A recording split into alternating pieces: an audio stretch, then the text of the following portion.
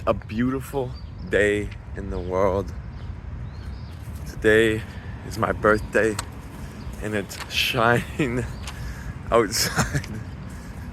I made a list of 26 things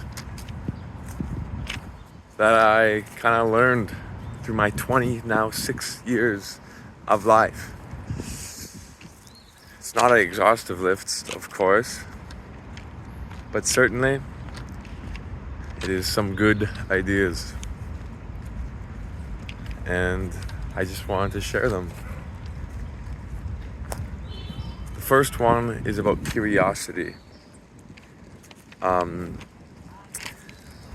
learned that this is probably one of the most important things to have in life because it lets you find new opportunities. It lets you change as a person because you're like, oh, I'm curious about this. And maybe it leads to questioning your preconceived notions of your life and all these things. And even, I found that it's the best way to talk to people. If you come from a place of genuine curiosity, your conversations will just flow like water because you're talking at them, you're speaking with them. Like someone tells you about their day. If you're genuinely asking about their day and then asking like another question after that, like your conversations will be amazing. But you have to have this curiosity. What is it that you actually want to learn from someone? You don't have to talk about I don't know.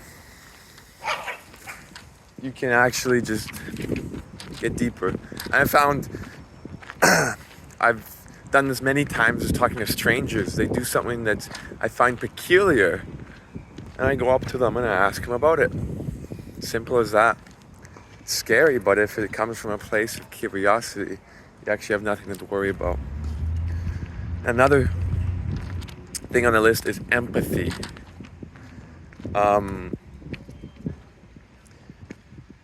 It helps you understand other people's perspectives. When you're able to adopt an empathetic mindset, you are someone that doesn't rush to conclusions or lash out. You're someone who understands. Because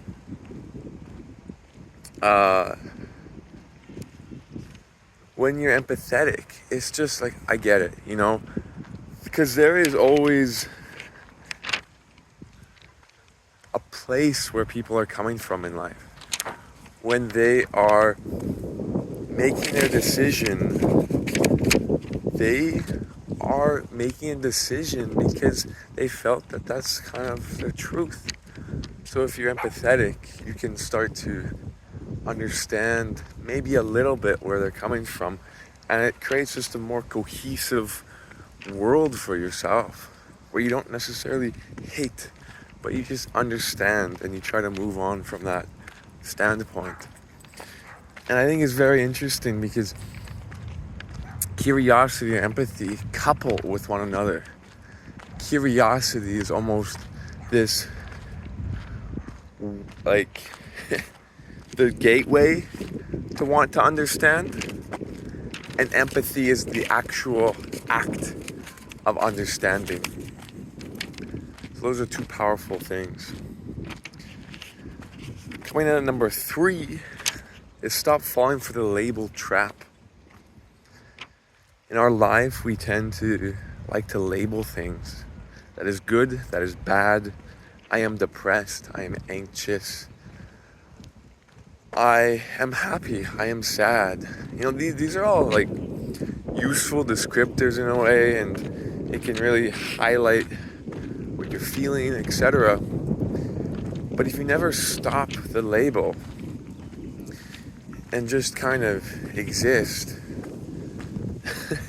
like these labels act as almost anchor points. They are self-fulfilling prophecy in a way.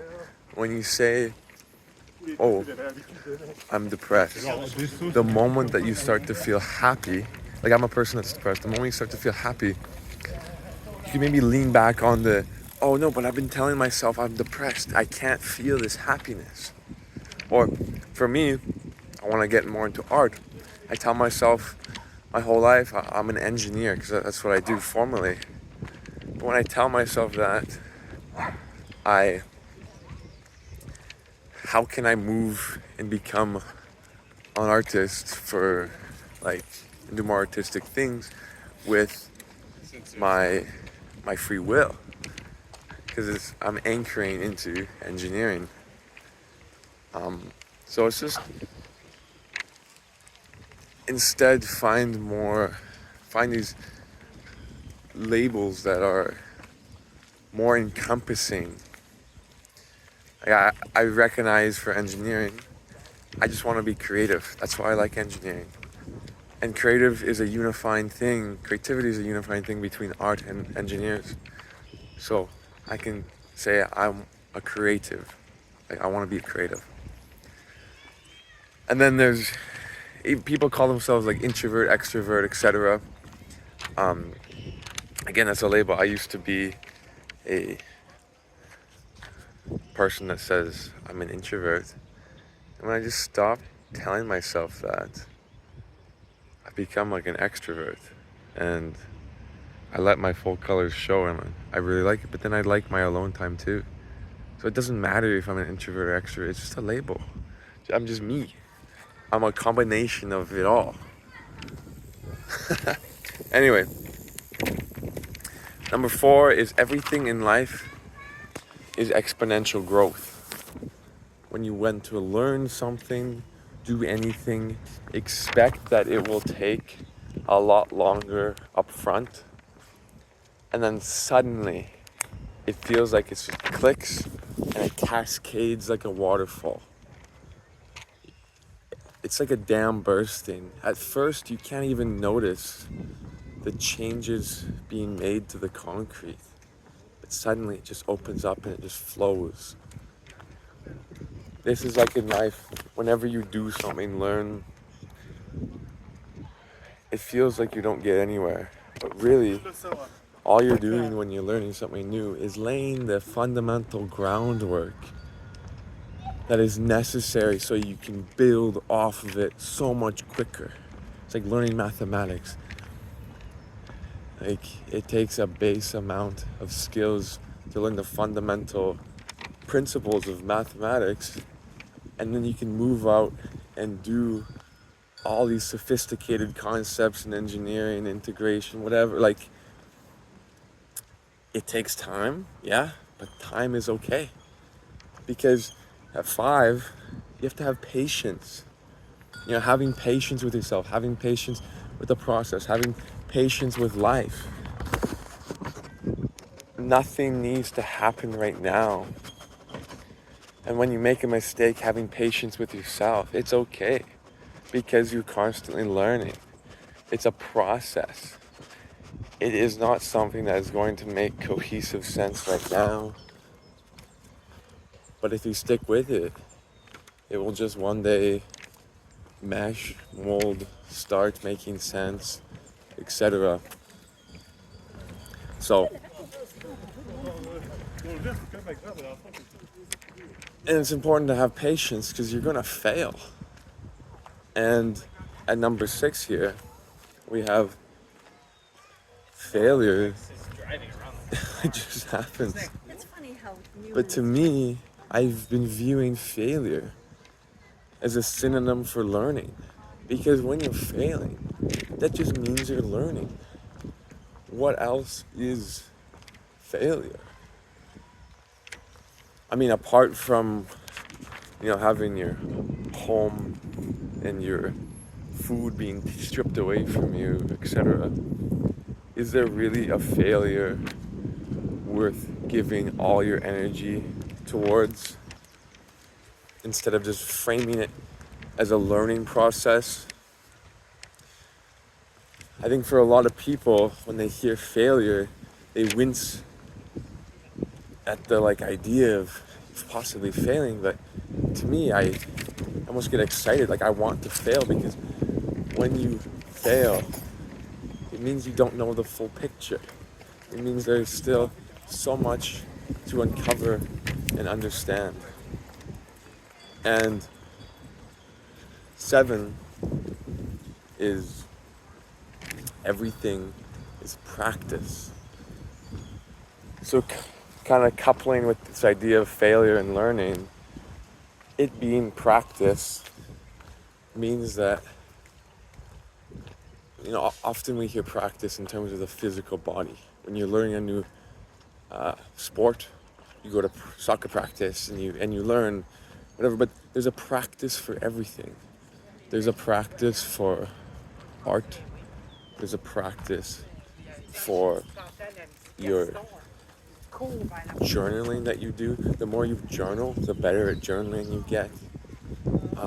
There's a practice for, what else we got? Socializing. If you feel like you're not good at socializing, when you socialize more, you get better at socializing. When you, like, everything is fundamentally a practice. And the more that you practice something, the better at it you get.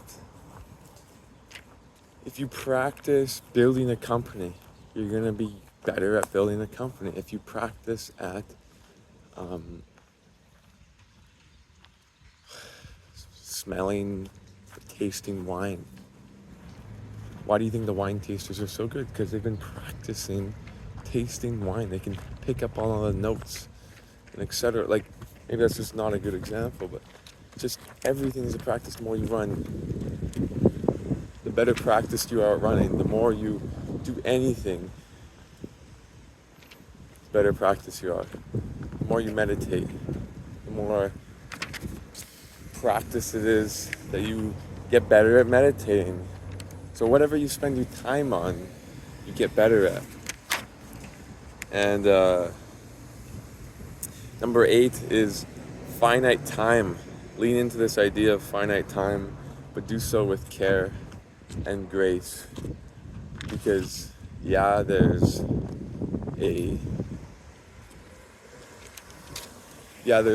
a finite amount of time, so you should kind of push and, you're not going to have forever.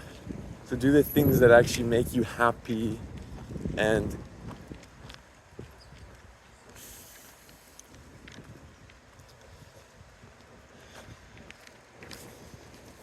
just, do the things that make you happy. There's no, it's not going to matter after you're dead.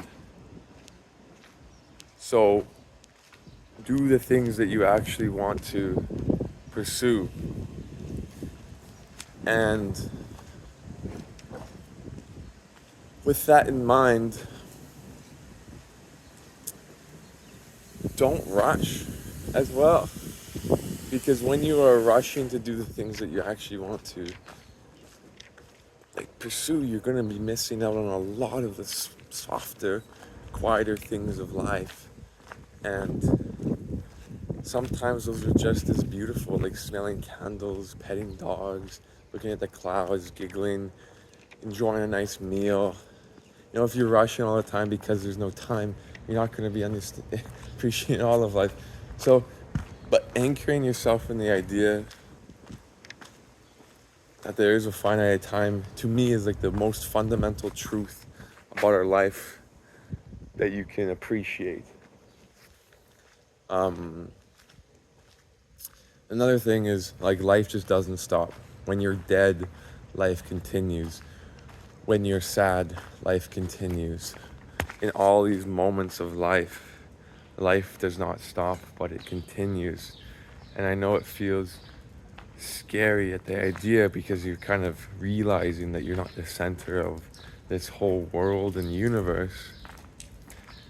But I think it's actually very powerful and useful, because it just means that whenever you're ready, the merry-go-round will pick you up, it'll accept you, and you can continue forward with the journey of life.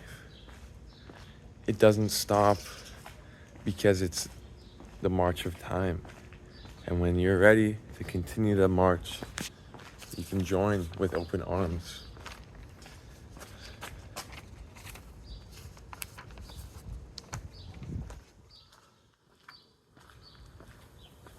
Yeah, I kind of mentioned this before, but number 10 is people are all acting from their place of truth. Like, even if someone is lying, there's a reason why they're lying. You know, the action of them lying is coming from a place that they're convinced that they need to lie. And so have empathy with that. Recognize that people are all walking their truth. People are all walking their truth. Appreciate that.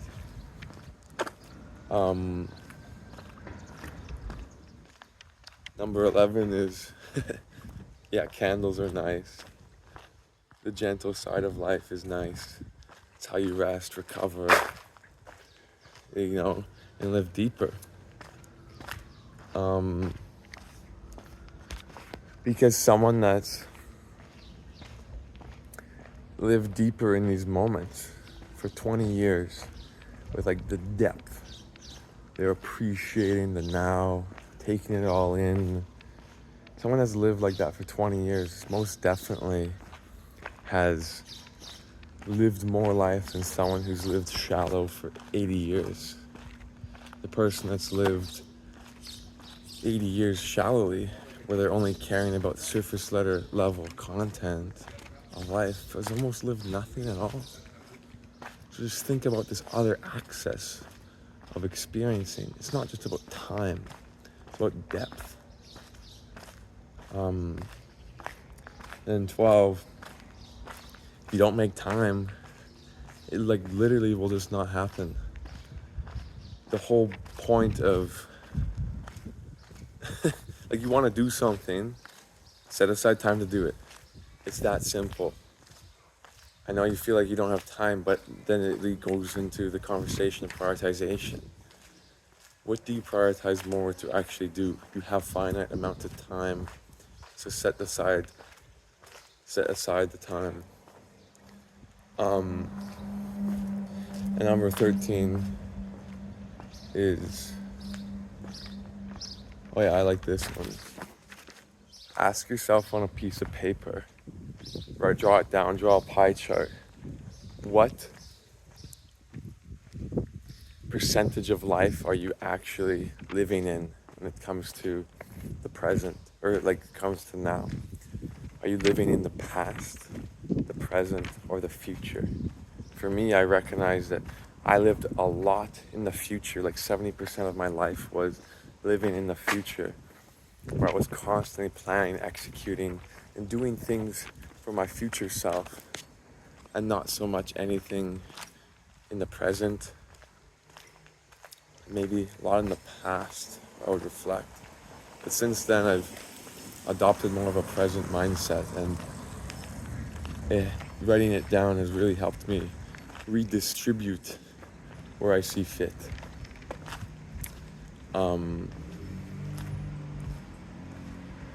And then number 14 is challenging yourself is the best thing you can do to grow.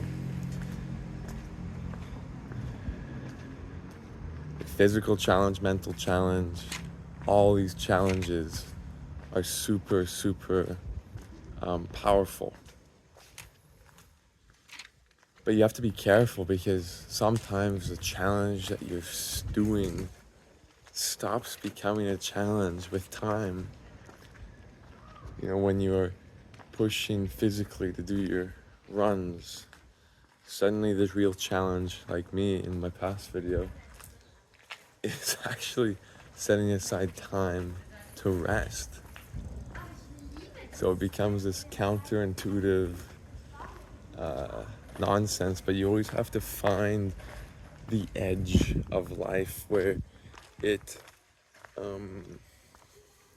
hard to do. Like, forgiving people could be an example. Loving people could be an example. Instead of just this physical idea of challenge. It's this more of emotional challenge. And if it feels hard, it means that it is good. And 15 is let life be the dynamic thing that it is. Just because you liked cherry ice cream last year doesn't mean you cannot change your mind. You know, people change, you change. Maybe you are now interested in art instead of engineering. You know, it's okay to change. You don't have to hold on to these past notions of like the life that you thought you wanted. You're allowed to say, I want something different today. That's okay. 16 is having time to degen without any consequences is a sign of a good life. And not because of the degening part, but because of the no consequences. When you have no consequences for a life where you're not really taking charge of your life, but you're scrolling Instagram a lot, watching a shit ton of movies, binging, and you have no consequences. This is a sign that you have an amazing life that you're living. So take charge of that life, put it to good use. Maybe put your energy towards spreading kindness, building a future for yourself, because you have been gifted such an opportunity that others in the world are longing for, and you're spending all of it just degenerating. I mean, from my standpoint, I do think the mind needs breaks. It needs to be entertained. But if every single waking hour is spent being entertained, then what kind of life is that? 17 is removing a grain of sand from a pile means something is happening. Even though you can't notice it, the pile is shrinking with more and more time.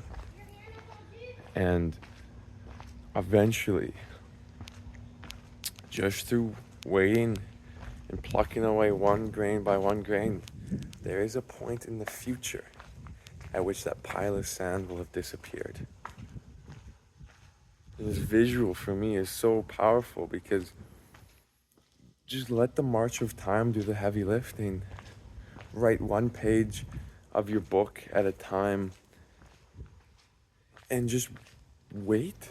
Just, if you're living, writing a page a day, whatever, a page a week, eventually in 20 years you're gonna have a bazillion books.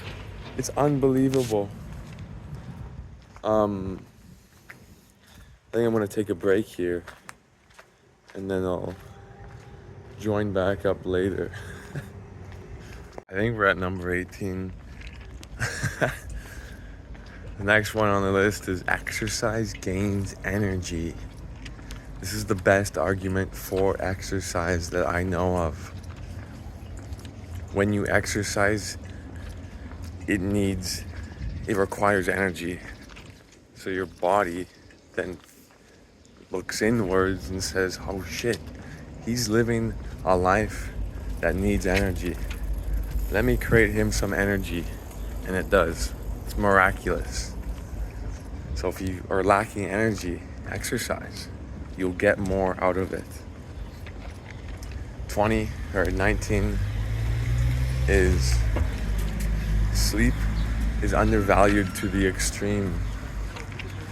People do not sleep enough. And when you do, oh my goodness, is life good? It resets absolutely everything in your body, in your mind, and it's just another way to reset, rest, recharge. And if you're not valuing it, no wonder you are sad, depressed, feel anxious, because you're not taking care and doing maybe the one of many things that you should be doing. Number 20 is distractions are everywhere. The goal of modern society is to capture even at least 1 millisecond of your attention, because that is how they profit. It's if they get into your brain and they and you can store a memory so that you can associate them with something at a future date, or if YouTube can capture one more millisecond of your thoughts and attention, then they can make more money from you. Everything is a distraction. It's a distraction from the life that you want to live, and you have to kind of not give in. Then we have 21 is to run experiments. Just try, see, attempt. You have no idea what it'll become until you start. Just attempting something. You can run these experiments like kind of a scientist. Try it out, see what happens, and if it blows up and you fail, you just learned. There's no reason why you cannot try something. If you're coming at it with curiosity, you cannot fail. 22 is you have to be wary of the people that have so much certainty in life, because to be honest, nothing in life makes sense. This certainty is enticing, but do not let their complete 100% certainty kind of pull you in. I'm thinking about the idea of what it means to be a good life. People are preaching it comes with money, or the manosphere type of mindset in our modern society. It comes with so much clear-cut boundaries of what it means. When you have that, it means that they're just lying, because at number 23, everything in life is a model.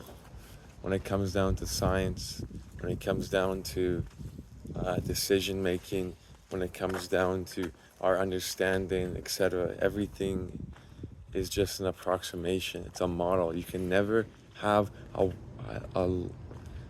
a scientific law or rationale that completely encompasses absolutely everything. The goal is to get there. That's when you have these laws of motion, etc. But even Newton's law of motion was not the full picture. It was Einstein's relativity that really set the stage. So we are so limited by our perspective and perception that everything just becomes a model. And you can either say that is harsh and sad, but you can actually use that to your benefit. If it's a model, it means that you can just try stuff. It means that you cannot fail, because it just means the model was wrong. You weren't wrong. You were trying your best. And then there's this idea of, in 24, emotional versus scientific living. And this comes from the book of Zen and the Art of Motorcycle Maintenance, that instilled this idea of this changed my life, this book, honestly. There's this idea of emotional living, this side of life where you are just living because you like living. You are eating pizza because you like pizza. You are appreciating art because you like art. You're decorating your place in your apartment because you like how it's decorated. It's just kind of the art way of life. There's no clear-cut answers to why you like something, nor there has to be. And then there's the science way. There's the Western way. There's the way of life that always needs justification. It needs rationale behind it for optimization. It needs all these things that you can explain to someone why you did something. And I think that we live so much like that way, the science way, and not enough the emotional way. And I think the emotional way is good. But lastly, where we have 25 is community, is life. Places in the world are just places. Things are just things. You know, there's a cool cliff to go look at over in Europe. There's a very old historical church to go appreciate in a city that's not yours. There's amazing architecture to go ponder, you know, in different cities and countries, places, locations, things to look at, things to do. It's all kind of the same, but the people change. The people make a home a home. The sense of appreciation and attachment to a place comes from the people, not necessarily the things in it. So if you can find community, you have found your life. Leverage these people and these different locations and their perspectives and their ways of life to learn, to appreciate, to engage with a life that you never thought you could live. And then 26, my birth year, my birthday, it's ultimately, there is no best life, there's no optimal life. We've been sold this lie of optimal living, but really, there is just a life that you want to live. And if you are working towards a life that you genuinely want to wake up and pursue every day, then that is your best life. It's the best life for you. There's no best life for others. There's no best life, whatever. It's a waste of time. Wake up, live the best life for you, and that's what it's about. But anyway, this has been my 26 thoughts of life. I, of course, have an infinite many more, but I just wrote them down this morning, journaled, and it was quite nice to reflect and ponder the 26 years that I've been on this earth, and I'm looking forward to doubling it and giving it to the next person. No, I don't know. But anyway, I'm Matthew. Love the world. Love life. Keep going. Keep thinking. Keep learning. I hope you found something special. And future Matthew, I hope you can look back on this video and be like, okay, those are some pretty good thoughts. And I know you've probably went beyond it and even explored into many, many more. But anyway, I'm Matthew. Peace out. Enjoy the day as I am going to enjoy mine.